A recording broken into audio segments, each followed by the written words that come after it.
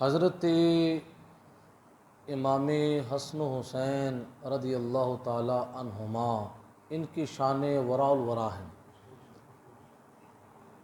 شانیں تو ہم سنتے رہتے ہیں، لیکن کچھ لوگ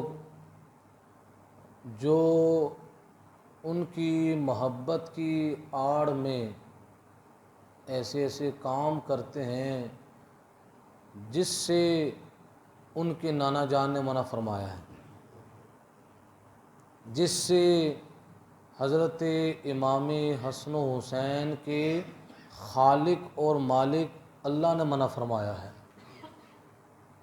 تو وہ محبت جھوٹی ہے کہ بندہ محبت کا دعوے دار تو ہو کہ میں حضرت امام حسن و حسین رضی اللہ تعالی عنہما سے پیار کرنے والا ہوں، لیکن کام وہ کرے جو قرآن و سنت کے خلاف ہوں۔ اور انشاءاللہ العزیز میں چند چیزوں پر انشاءاللہ آپ کے سامنے اس جمعے کے اندر روشنی ڈالوں گا۔ سب سے پہلی چیز تو یہ ہے، جو ہی محرم الحرام کا آغاز ہوتا ہے تو یہ ایک رواج چل پڑا ہے کہ حضرت امام حسین رضی اللہ تعالیٰ عنہ اور ان کے دیگر رفقا جنہوں نے میدان کربلا کے اندر جام شہادت نوش فرمایا، ان کی شان کے اندر نوحے کا سلسلہ ہوتا ہے، اور بسا اوقات تو نوحے کے اندر ایسی ایسی باتیں بیان ہوتی ہیں جس کا تذکرہ امام پاک نے کیا ہی نہیں، لیکن نوحہ کرنے والے وہ ایسی ایسی باتیں بیان کر رہے ہوتے ہیں مرچ مسالے لگا کر کہ انسان حیرانگی کے اندر مبتلا ہو جاتا ہے، اور وہ سنانے والا اور سننے والے اس کام کو قبول کر رہے ہوتے ہیں، حالانکہ اللہ رب العزت نے بھی قرآن عظیم فرقان حمید کے اندر کئی مقامات کے اندر فرمایا ان اللہ مع الصابرین، کہ اللہ تعالیٰ صبر کرنے والوں کے ساتھ ہے، اور آزمائشوں کا ذکر بھی کیا کہ اللہ تمہیں آزمائے گا، جس طرح میں نے بھی آیت پڑھی جس کے اندر اللہ رب العزت نے پہلے مصائب و علام کا ذکر فرمایا وَلَنَبْلُوَنَّكُمْ بِشَيْءٍ مِّنَ الْخَوْفِ، ہم ضرور تمہیں آزمائیں گے خوف دے کر، وَالْجُوعِ بھوکا رکھ کر، وَنَقْصٍ مِّنَ الْأَمْوَالِ وَالْأَنفُسِ مالوں اور جانوں کی کمی سے تمہیں آزمائیں گے، وَالثَّمَرَاتِ اور پھلوں کی کمی سے۔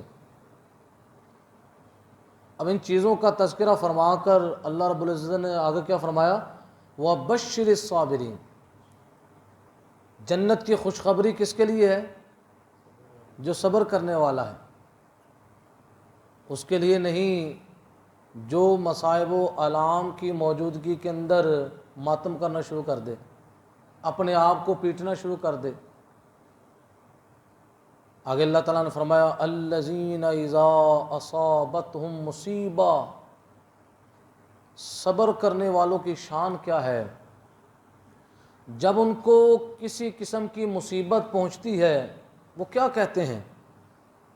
ان کے زبان پر یہ الفاظ ہوتے ہیں انا للہ و انا الیہ راجعون، کہ بے شک ہم اللہ کے لیے ہیں اور اللہ کی طرف لوٹنے والے ہیں۔ مصیبت کی حالت کے اندر وہ صبر کرتے ہیں، اور صبر کے ساتھ ساتھ یہ الفاظ ان کی زبان پر ہوتے ہیں۔ تو اللہ فرماتا ہے ان لوگوں کی شان کیا ہے، اولئک علیہم صلوات من ربہم ورحمہ، یہ وہ لوگ ہیں کہ ان پر ان کے رب کی طرف سے رحمت کاملہ کا نزول ہوتا ہے، وَأُولَئِكَ هُمُ الْمُهْتَدُونَ، اور یہی لوگ جو ہیں ہدایت یافتہ ہیں۔ کون؟ جو مصیبت کے آنے پر کیا کرتے ہیں؟ صبر کرتے ہیں، واویلا نہیں مچاتے، بے صبری کا اظہار نہیں کرتے۔ یہ تو قرآن عظیم فرقان حمید کی آیات میں نے آپ کے سامنے پیش کی۔ اب حضرت امام علی مقام امام حسین رضی اللہ تعالیٰ عنہ کی جو شخصیت ہے کہ اللہ رب العزت نے کربلا کے میدان کے اندر انہیں شہادت جیسی عظیم نعمت عطا فرمائی، یہ اللہ کی طرف سے بہت بڑا امتحان تھا، لیکن وہ اپنے امتحان کے اندر کامیاب ہوئے، اپنے امتحان کے اندر ناکام۔ اور یہ ہمارے معاشرے کے اندر بھی دستور ہے کہ جب انسان امتحان کے اندر کامیاب ہو جائے تو اللہ کا شکر ادا کرتا ہے، وہاں پر بے صبری کا اظہار ہے۔ تو وہ لوگ تو کامیاب ہو گئے تھے، ناکام تو یزید ہوا کہ جو امام علی مقام کے مقابلے میں آیا اور اس کی فوج ساری ناکام ہو گئی۔ حضرت امام علی مقام امام حسین رضی اللہ تعالیٰ عنہ ہمیشہ کے لیے کامیاب ہو گئے۔ آج ان کی کامیابی کی دلیلیں ہمیں ملتی ہیں کہ پوری دنیا کے اندر بڑی شان و شوکت کے ساتھ ذکر حسین کیا جا رہا ہے، ذکر شہدائے کربلا کیا جا رہا ہے۔ یہ ان کے کامیاب ہونے کی دلالت ہے اور ان کے قربانی کے قبول ہونے کی علامت ہے کہ اللہ تبارک و تعالیٰ نے ان کی قربانی کو قبول فرما لیا اور ہمیشہ کے لیے ان کی ذوات مقدسہ کو زندہ فرما دیا۔ لیکن کچھ ایسے ہیں جو ان کی محبت کے دعوے دار ہیں، کام کیا سارے غیر شرعی ہیں لیکن محبت کے دعوے دار ہیں۔ انہوں نے کربلا کے میدان کے اندر جا کر شریعت کو بچایا۔ کس کو بچایا؟ شریعت کے معاملے میں یزید کے ساتھ سمجھوتا، اگر شریعت کا مسئلہ نہ ہوتا تو پھر تو مسئلے ہی نہیں تھے۔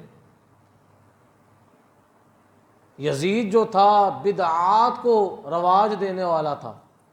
امام علی مقام فرماتے ہیں اس کا کوئی سلسلہ میں نہیں چلنے دوں گا۔ آپ نے کربلا کے میدان کے اندر جا کر شریعت اسلامیہ کی حفاظت کا پہرا دیا، تو آپ کی جو شہادت ہے وہ ہمارے لیے بہت بڑا سبق ہے کہ ان کے ماننے والے بھی قیامت تک کے لیے شریعت کے محافظ اور پہرے دار بن کر زندگی گزاریں گے۔ یہ نہیں ایک طرف ذکر حسین کیا جائے اور دوسری طرف شریعت کی مخالفت کی جائے۔ آج آپ دیکھتے ہیں کہ حضرت امام علی مقام سے پیار کا اظہار کرنے کے لیے لوگ نوحے بازی کرتے ہیں، اپنے سینوں کو پیٹتے ہیں، پتہ نہیں کیا کیا کرتے ہیں، زنجیر کا ماتم ہوتا ہے اور اپنا جسم جو ہے لہو لہان کر دیتے ہیں، اور دعویٰ کس کا ہے؟ ہم امام علی مقام کی محبت کے اندر سارا ایسا کر رہے ہیں۔ اور خدا کے بندوں پہلے یہ تو دیکھو کہ اس کی شریعت اجازت بھی دیتی ہے نہیں دیتی؟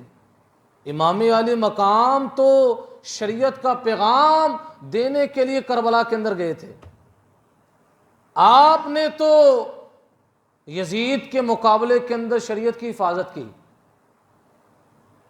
تو لہذا آج ہم نے نیت کرنی انشاءاللہ ہم عاشورہ کے روز ہر ایسا کام جو شریعت سے ٹکراتا ہے وہ نہیں کریں گے انشاءاللہ۔ اونچی آواز سے بولیں انشاءاللہ ہم وہی کام کریں گے کہ جو حضرت امام علی مقام امام حسین رضی اللہ تعالیٰ عنہ ہمیں پیغام دے کر گئے ہیں۔ ہم کیا کریں گے؟ ان کے پیغام کے مطابق جو ہے اپنے دن عاشورہ کو گزارنے کی کوشش کریں گے انشاءاللہ۔ اب میں آپ کے سامنے رسول اللہ صلی اللہ تعالی علیہ وسلم کی حدیث پاک بیان کرنے لگا ہوں جس کے اندر حضور نبی کریم صلی اللہ تعالی علیہ وسلم نے اس چیز کو بیان فرمایا۔ وہ کیا ہے؟ اس حدیث پاک کے راوی جو ہیں حضرت عبداللہ ابن عمر رضی اللہ تعالی عنہما ہیں، اور یہ روایت متفق علیہ روایت ہے، بخاری کے اندر بھی ہے اور مسلم شریف کے اندر بھی ہے۔ اور اس حدیث پاک کے راوی کون ہیں؟ حضرت عبداللہ ابن عمر رضی اللہ تعالی عنہما ہیں۔ آپ فرماتے ہیں اشتکا سعد بن عبادہ شکوا لہو، کہ حضرت سعد ابن عبادہ کچھ بیمار ہو گئے۔ حضرت سعد ابن عبادہ آپ بیمار ہوئے۔ فَأَتَاهُ النَّبِيُّ صلی اللہ علیہ وسلم يَعُودُهُ مع عبد الرحمن بن عوف وسعد بن ابی وقاص وعبد اللہ بن مسعود۔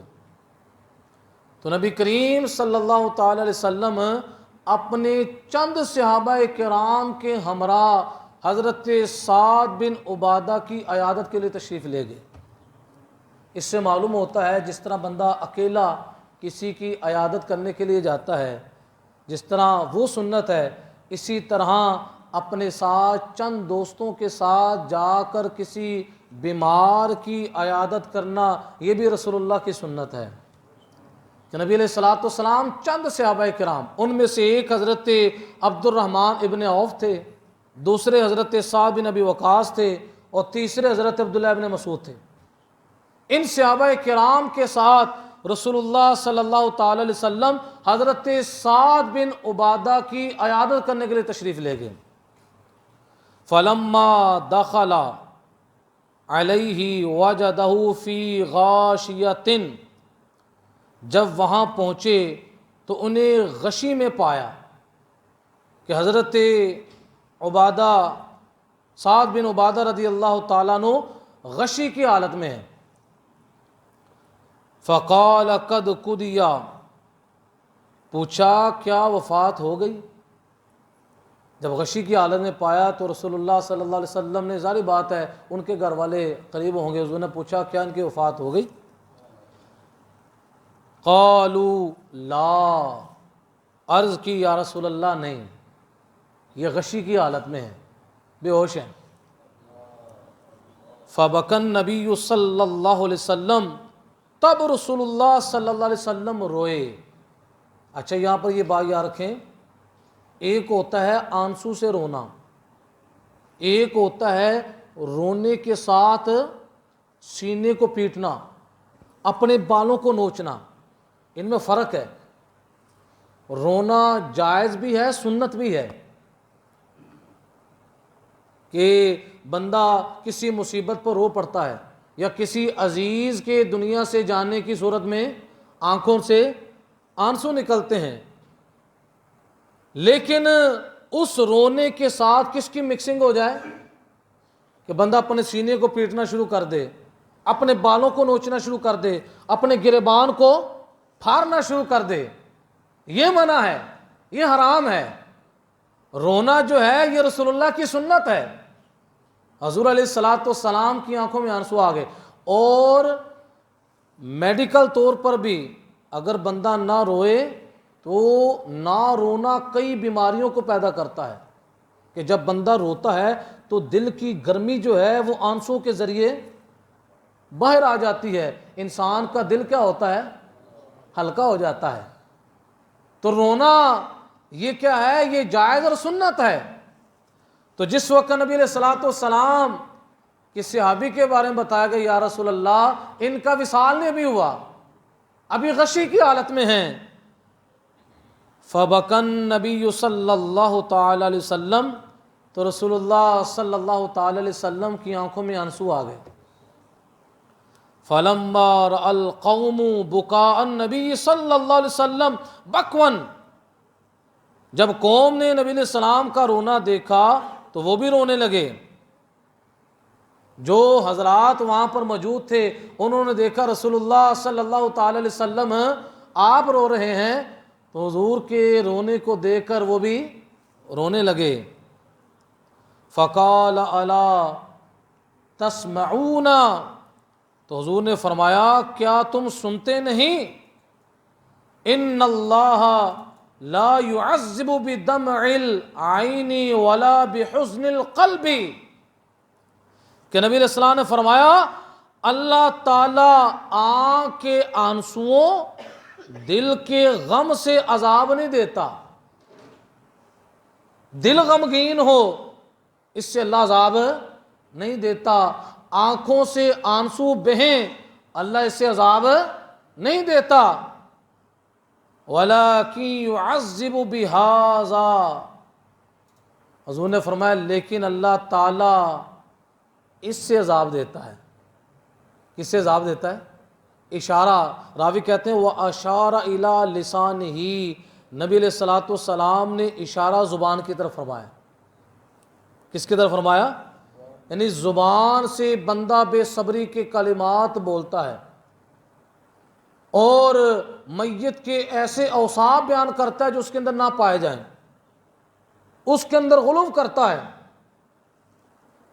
تو نبی علیہ السلام نے فرمایا اس چیز سے اللہ تعالیٰ عذاب دیتا ہے، وگرنہ اگر آنکھوں سے آنسو آ جائیں یا دل کے اندر غم موجود ہو اللہ رب العزت اس سے عذاب نہیں دیتا. حضور نے فرمایا لیکن اللہ تعالیٰ اس کے ذریعے سے عذاب دیتا ہے. اشارہ کس کی طرف تھا؟ زبان کی طرف. اور آگے فرمایا او یرحم وان المیت لیعذب ببکاء اہل علیہ، یا رحم کرتا ہے اور میت کو گھر والوں کے رونے پر عذاب ہوتا ہے. یہ اس صورت کے اندر ہے کہ جب جانے والا دنیا سے وہ وصیت کر کے جائے کہ میرے مرنے کے بعد تم نے میری میت پر صحیح نوحہ کرنا ہے. اور یہ زمانے جاہلیت کے اندر چلتا تھا، لوگ اس پر فخر محسوس کرتے تھے کہ فلاں کے جانے پر اس کے اعزاء و اقارب نے بڑا زبردست نوحہ کیا. تو جو وصیت کر کے جاتا تھا اس کا مطلب ہے وہ اس گناہ پر راضی ہوتا تھا. اس وجہ سے اس میت پر اس کے گھر والوں کے رونے کی وجہ سے کیا ہوتا تھا؟ اب اس حدیث پاک سے معلوم کیا ہوا کہ شریعت اسلامیہ کے اندر نوحے کی اجازت ہے. نوحہ چاہے زبان کے ذریعے ہو چاہے کس کے ذریعے ہو، عمل کے ذریعے ہو، ان دونوں کی ممانعت شریعت اسلامیہ کے اندر ہے. تو لہذا آج اگر کوئی امام پاک کی محبت کا دعوے دار ہے لیکن وہ اسی موقع پر آ کر نوحہ بازی کرتا ہے، اپنے سینے کو پیٹتا ہے، اپنے گریبان کو پھاڑتا ہے یا اپنے سر کے اوپر کیا کرتا ہے، اپنے ہاتھوں کو مارتا ہے، تو ایسا شخص جو ہے حضرت امام حسین رضی اللہ تعالی عنہ کی محبت کے اندر سچا نہیں ہو سکتا. سچا وہ ہے جو حضرت امام عالی مقام امام حسین رضی اللہ تعالی عنہ کے نانا جان کی لائی شریعت پر عمل کرتا ہے. اب یہ روایت تو تھی جو بخاری کے اندر بھی تھی اور مسلم کے اندر بھی تھی. اب اگلی روایت بھی بخاری مسلم کی ہے. اس کے راوی حضرت عبداللہ ابن مسعود رضی اللہ تعالی عنہ ہیں. آپ فرماتے ہیں اب یہ حدیث پاک سننے والی اور اس کو یاد رکھیں آپ کہ رسول اللہ صلی اللہ علیہ وسلم کیا فرماتے ہیں. حضرت عبداللہ ابن مسعود فرماتے ہیں قال رسول اللہ صلی اللہ علیہ وسلم، رسول اللہ صلی اللہ علیہ وسلم نے ارشاد فرمایا لیس منا من ضرب الخدود وشق الجیوب ودعا بدعوى الجاہلیت. نبی علیہ السلام نے فرمایا وہ ہم میں سے نہیں، یعنی وہ ہمارے طریقے پر نہیں. کون؟ جو یہ کام کرتا ہے. پہلا کام کیا ہے؟ من ضرب الخدود، جو منہ پیٹے، اپنے منہ پر تھپڑ مارے، وشق الجیوب، اور اپنے گریبان کو پھاڑے، ودعا بدعوى الجاہلیت، اور جہالت کی باتیں بکے. حضور علیہ السلام فرماتے ہیں وہ ہم میں سے. اب حضور علیہ السلام اپنے طریقے پر ہونے کی اس بندے سے نفی فرما رہے ہیں کہ جو کیا کرے، اپنے گریبان کو پھاڑے یا جاہلیت کی باتیں کرے یا کیا کرے اپنے آپ کو پیٹے، حضور علیہ الصلوۃ والسلام فرماتے ہیں اس کا ہمارے طریقے سے کسی قسم کا تعلق ہے۔ اب یہ کتنی واضح حدیث پاک ہے جس کے اندر نبی علیہ الصلوۃ والسلام نے اس سے منع فرمایا۔ اب کوئی بندہ محبت کے اندر آ کر یہ دعوے کرنا شروع کر دے نہیں بڑا ظلم ہوا تھا اور اس ظلم کے پیش نظر ہم بھی یہ کر رہے ہیں کہ چلے ہم وہ ان کا ساتھ تو نہ دے سکے لیکن ان کی محبت کے اندر اپنے آپ کو، اب اللہ تعالیٰ کا قرآن کیا فرماتا ہے، وَلَا تُلْقُوا بِأَيْدِيكُمْ إِلَى التَّهْلُكَةِ، اللہ قرآن پاک کے اندر ارشاد فرماتا ہے اپنے آپ کو ہلاکت میں نہ ڈالو۔ اب اللہ تبارک و تعالیٰ کا قرآن جو ہے وہ صریح لفظ سے فرماتا ہے کہ اپنے آپ کو ہلاکت میں نہ ڈالو۔ اب ادھر جو ہے محبت کا دعوے دار جو ہے وہ یہ کہتا ہے نہیں میں نے کیا کرنا ہے، میں نے زنجیر زنی کرنی ہے، میں نے گریبان پھاڑ کر امام علی مقام کی محبت کے اندر سچائی کو بیان کرنا ہے، اپنے ہاتھوں سے اپنے سر کو پیٹ کر میں نے اپنی محبت کا اظہار کرنا ہے۔ تو محبت کا اظہار ان چیزوں سے نہیں ہوتا، محبت کا اظہار کس سے ہوتا ہے کہ جو شریعت اسلامیہ حضرت امام عالی مقام کو ان کے نانا جان دے کر گئے اس شریعت اسلامیہ پر عمل کرنا، یہ حضرت امام عالی مقام کا مشن ہے۔ یہ مشن نہیں ہے کہ بے صبری کرتے ہوئے ایسے ایسے کام کرنا جس سے اللہ بھی ناراض ہو، اللہ کا نبی بھی ناراض ہو، اور رسول اللہ فرماتے ہیں اس کا ہمارے ساتھ کوئی تعلق نہیں، وہ ہمارے طریقے پر نہیں، جو اپنے آپ کو پیٹے، گریبان پھاڑے اور زمانے جاہلیت کی باتیں کرے۔ اب اگلی روایت کے اندر حضور نبی کریم صلی اللہ تعالی علیہ وسلم نے، یہ مسلم شریف کی روایت ہے اور اس کے راوی حضرت امام ابو مالک اشعری رضی اللہ تعالیٰ عنہ ہیں، اور اس کے اندر رسول اللہ صلی اللہ تعالی علیہ وسلم ارشاد فرماتے ہیں اربع فی امتی من امر الجاہلیت ولا یترکونہن، نبی کریم صلی اللہ تعالی علیہ وسلم جو تاجدار ختم نبوت ہیں، 10,000 احادیث وہ ہیں جس کے اندر نبی علیہ الصلوۃ والسلام نے آنے والے حالات کی پیشن گوئی فرمائی کہ فلاں وقت کے اندر یہ ہوگا، فلاں کے اندر یہ ہوگا۔ تو ان حدیثوں میں یہ بھی حدیث ہے کہ جس کے اندر نبی علیہ الصلوۃ والسلام نے آنے والے حالات کو بیان فرمایا۔ حضور علیہ السلام نے فرمایا میری امت میں جہالت کی 4 باتیں ہوں گی۔ کتنی باتیں ہوں گی؟ 4 باتیں۔ اب ہم نے ان 4 باتوں کو سننا ہے اور پھر اس کے بعد غور و فکر کرنا ہے کہیں ایسا تو نہیں کہ 4 باتوں میں سے کوئی بات میرے اندر تو نہیں پائی جا رہی، اگر پائی جا رہی ہے تو ہم نے اس سے توبہ کرنی ہے اور اپنے آپ کو ان باتوں سے بچانا ہے۔ نبی علیہ السلام نے فرمایا میری امت کے اندر جہالت کی 4 باتیں ہوں گی، لا یترکونہن، جنہیں وہ نہ چھوڑیں گے، ان پر پکے رہیں گے، مسلسل اس کا رواج چلتا رہے گا، قیامت تک کے لیے چلتا رہے گا۔ اب ان میں سے پہلی بات کیا ہے؟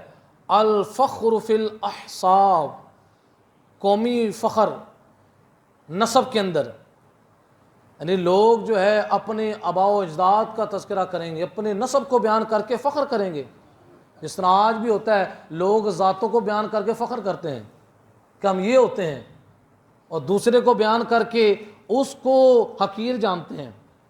اب اسلام کے اندر نسب کی بنیاد پر فخر یہ جائز ہے، ہاں کافروں کے مقابلے میں اپنے نسب کو بیان کرنا یہ عین عبادت ہے۔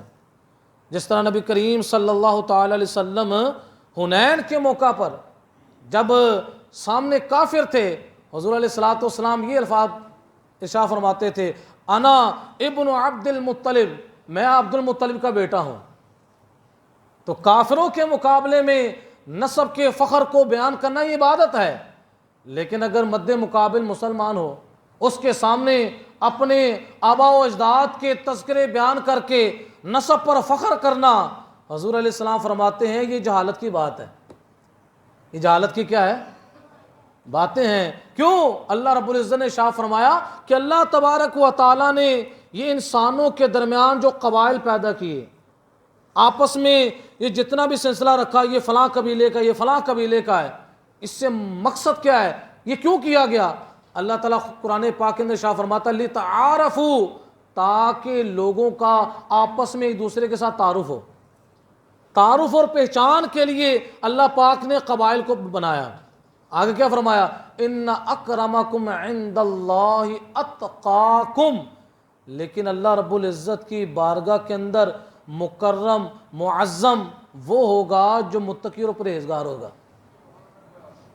اگر کوئی بندہ ذات کے اعتبار سے بڑا اعلیٰ ہو لیکن فاسق ہو، تقوی اختیار کرنے والا نہ ہو، اور ایک بندہ وہ ہے جو ذات کے اعتبار سے اتنا اعلیٰ لیکن وہی بندہ متقی پرہیزگار ہے، عبادت گزار ہے، تو اللہ رب العزت کی بارگاہ کے اندر اس کا مرتبہ مقام ہے جو عبادت گزار ہے، جو متقی اور پرہیزگار ہے.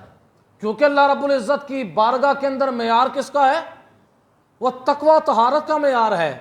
تو نبی علیہ السلام نے فرمایا یہ 4 باتیں میری امت کے اندر موجود رہیں گی، لوگ اس کو چھوڑیں گے نہیں. پہلا کیا ہے؟ نسب کے اندر لوگ ایک دوسرے پر کیا کریں گے؟ فخر کریں گے. اور آگے شاہ فرمایا وَالطَّعْنُ فِي الْأَنْصَابِ، حضور علیہ السلام نے فرمایا نسب کے اندر ایک دوسرے پر طعن بھی کریں گے. ایک تو فخر ہے، دوسرا کیا ہے؟ طعن و تشنیع. جس طرح آج بھی ہمارے معاشرے کے اندر یہ سلسلہ رواج پکڑتا جا رہا ہے. لوگ ایک دیکھتے ہیں یہ ذات کے اعتبار سے ادنا ہے تو اس پر لوگ طعن کرتے ہیں، اور یار اس کو میں جانتا ہوں، یہ تو ذات کے موچی ہیں، یہ ذات کے جلائے ہیں، اور اس کا باپ ساری زندگی یہ کام کرتا رہا، اب ان کے پاس یہ آ گیا. اب نسب کو بیان کر کے لوگ اس پر کیا کرتے ہیں؟ طعن کرتے ہیں. اور یہ طعن کرنا کون سی علامت ہے؟ یہ جاہلیت کی علامت ہے. تو اگر ہم میں سے کوئی ایسا کام کرتا ہے تو اس کو توبہ کرنی چاہیے کہ ہم نے ایسا کام نہیں کرنا جس سے ہمارے آقا علیہ السلام نے منع فرمایا. اور تیسری بات کیا ہے؟ وَالْإِسْتِسْقَاءُ بِالنُّجُومِ، نبی علیہ السلام نے فرمایا تیسری بات یہ ہے تاروں سے بارش مانگنی. تاروں سے، جس طرح آج بھی کچھ لوگ ہیں اہل نجوم، وہ یہ کہتے ہیں کہ فلاں تارہ فلاں سمت میں ہو یا فلاں جگہ ہو تو بارش کا ہونا ضروری ہے. حالانکہ بارش کا خالق اور مالک کون ہے؟ وہ اللہ ہے. اللہ رب العزت چاہے تو ستاروں کو اس کا ذریعہ بنا دے، اللہ نہ چاہے تو کچھ بھی نہیں ہو سکتا. اب یہ جو علم نجوم کی بنیاد پر جو نجومی جگہ جگہ پر بیٹھے ہوئے ہیں اور لوگوں کی تقدیروں کو بیان کر رہے ہیں کہ فلاں سن کے اندر، فلاں سال کے اندر، فلاں سال کے فلاں مہینے کے اندر، فلاں مہینے کے فلاں ہفتے کے اندر، فلاں ہفتے کے فلاں دن کے اندر تیرے وجود پر بڑی زبردست بیماری آنے والی ہے. اب بندہ ڈر جاتا ہے کہ نجومی صاحب نے بتا دیا، اب کیا بنے گا؟ اب اگر تو ستارے کو مؤثر سمجھ کر وہ نجومی بتاتا ہے تو یہ کفر ہے، کیونکہ مؤثر حقیقی کون ہے؟ اللہ رب العزت ہے. اعلیٰ حضرت امام اہل سنت کے پاس اسی طرح کا ایک بندہ آیا، اس نے کہا کہ فلاں وقت جو ہے وہ بارش ہوگی. اس نے کہا کہ 12 بجے بارش ہوگی، اور اس وقت ٹائم کیا ہوا تھا؟ تقریباً 3 بجے تھے. تو آپ نے کیا کیا؟ اپنے مرید کو کہا وہ گھڑی اتار کر لاؤ. گھڑی جس وقت اتار کر لائی گئی، اعلیٰ حضرت نے اس کی سوئی کو 3 سے ہٹا کر 12 پر لے آئے. پھر اسی سے نجومی سے پوچھا اب بتاؤ 12 تو بج گئے، 12 تو تم نے کہا تھا یہ سوئی جب 12 پر آئے گی تو کیا ہوگی؟ بارش ہوگی. تو سوئی 12 پر آ گئی ہے تو کیا تیرے علم کے مطابق بارش ہوگی؟ اس نے کہا یہ تو آپ نے خود کیا ہے، آپ نے 3 سے سوئی کو اٹھا کر 12 پر کر دیا ہے. یہ اپنی رفتار کے مطابق 12 کی طرف جاتی تو پھر کیا ہونی تھی؟ تو آپ فرمانے لگے تمہیں میری بات کی سمجھ نہیں لگی، تم یہ دعوے دار اتنے گھنٹوں کے ہو، میرا اللہ تو ہر شے پر قادر ہے، ہر شے اس کے قبضہ قدرت کے اندر ہے. وہ چاہے تو ابھی بادلوں کو حکم فرمائے تو بادلوں سے بارش برسنا شروع ہو جائے۔ تو یہ بات کرتا ہے کہ 12 بجے سوئی آئے گی تو پھر کیا ہوگی؟ بارش ہوگی۔ تو اسی پر نبی علیہ السلام نے فرمایا یہ بھی جاہلیت کی ایک بات ہوگی کہ لوگ اس چیز کو بنیاد بنا کر کیا کریں گے؟ ستاروں کے حوالے سے بات چیت کریں گے۔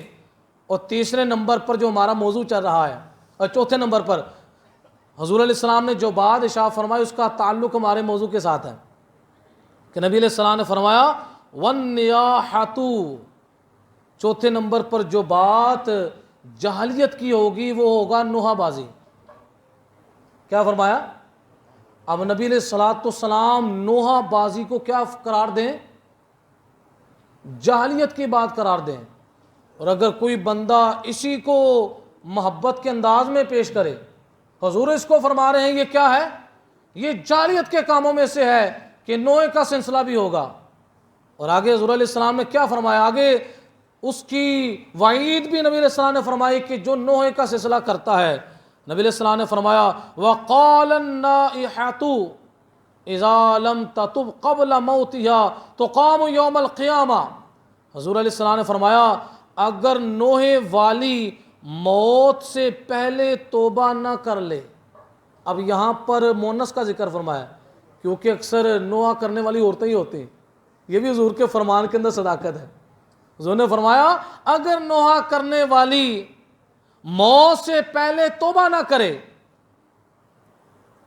تو قام یوم القیامتی، تو قیامت میں اس طرح کھڑی ہوگی وعلیہا سربال من قطران ودرع من جرب، کہ نبی علیہ السلام فرماتے ہیں قیامت کے دن وہ عورت اس طرح کھڑی ہوگی اس پر رال کا لباس اور جرب کی قمیض ہوگی۔ کون سا لباس ہوگا؟ رال۔ رال کے اندر آگ بہت جلدی لگتی ہے اور سخت گرمی بھی ہوتی ہے، اور جرب وہ کپڑا ہے جو سخت خارش میں پہنا جاتا ہے۔ جب بندے کو سخت خارش ہو تو وہ کپڑا پہنا جاتا ہے۔ تو اب یہ نوحہ کرنے والی جو عورت ہے اس پر قیامت والے دن خارش کا عذاب اللہ مسلط فرمائے گا۔ کیوں؟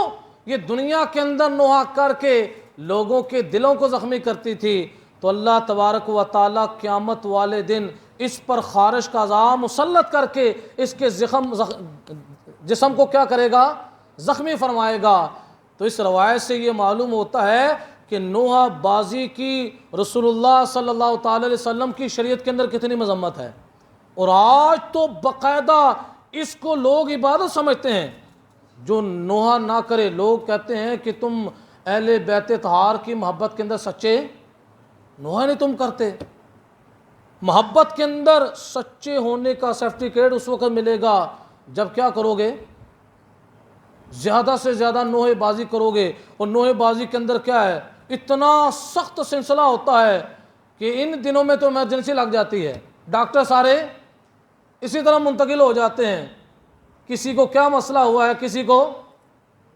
تو شریعت اسلامیہ کے اندر اس چیز کی اجازت ہے۔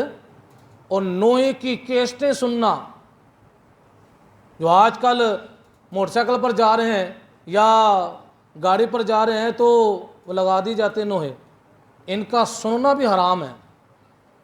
نوحے کا سلسلہ سننا بھی، پیچھے کیا ہے؟ پورا وہ سسٹم ہوتا ہے کہ وہ زنجیر کے ذریعے ماتم ہو رہا ہے اور ساتھ ساتھ اشعار پڑھے جا رہے ہوتے ہیں۔ تو اسی طرح نوحے کے یہ جتنے بھی گیت ہیں ان کا سننا بھی کیا ہے؟ سخت حرام ہے۔ کیوں؟ قرآن و سنت کے اندر اللہ تبارک و تعالیٰ نے ایسے موقعوں پر صبر کی تلقین ارشاد فرمائی ہے کہ حضرت امام علی مقام کے صبر کی مثال ہی نہیں ملتی۔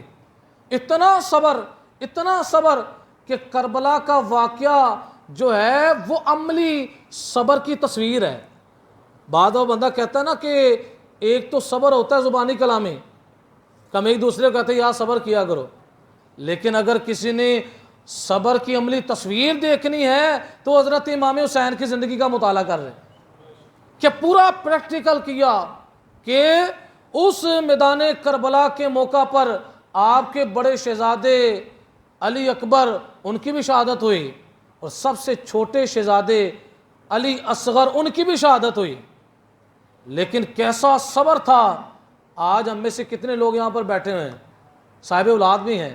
آج اگر بچہ بیمار ہو جائے باپ کو نیند نہیں آتی, ماں کو نیند نہیں آتی, ساری رات بعض دفعہ خیالات آتے ہیں کہ یہ ایسا نہ ہو اس بیماری میں وصال نہ ہو جائے بچے کا, بچہ فوت نہ ہو جائے. ماں کو نیند نہیں آتی, باپ بے قرار ہو جاتا ہے. لیکن امام عالی مقام امام حسین رضی اللہ تعالیٰ عنہ کے صبر کی مثال مل سکتی ہے کہ علی اصغر سب سے چھوٹا بچہ ہے 6 ماہ کا, اس کی لاش اٹھا کر اپنے خیمے کے اندر رکھ رہے ہیں. کتنا بڑا صبر ہے. صبر کی وہ زندہ مثال وہ کربلا کا واقعہ پیش کر رہا ہے. تو ماننے والا وہ کیا کرے, اس موقع پر بے صبری کر رہا ہے, اپنا سینے پر کیا کر رہا ہے, وہ زنجیریں مار رہا ہے, اپنے بالوں کو نوچ رہا ہے, اپنا گریبان پھاڑ رہا ہے. تو مجھے بتائیں یہ صبر کی علامت ہے؟ بولے تو صحیح, یہ صبر کی علامتیں ہیں, یہ بے صبری کی علامتیں ہیں. اور امام عالی مقام نے تو ہمیں صبر کی تلقین دی ہے.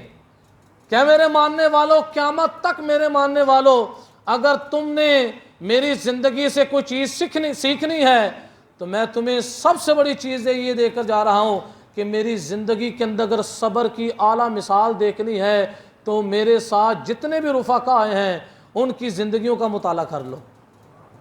تو لہٰذا ایسے موقع پر ہمیں ہر اس کام سے احتیاط کرنی ہے. اسی موقع پر کھانا تقسیم ہوتا ہے اور کھانے کا ضیاع ہوتا ہے.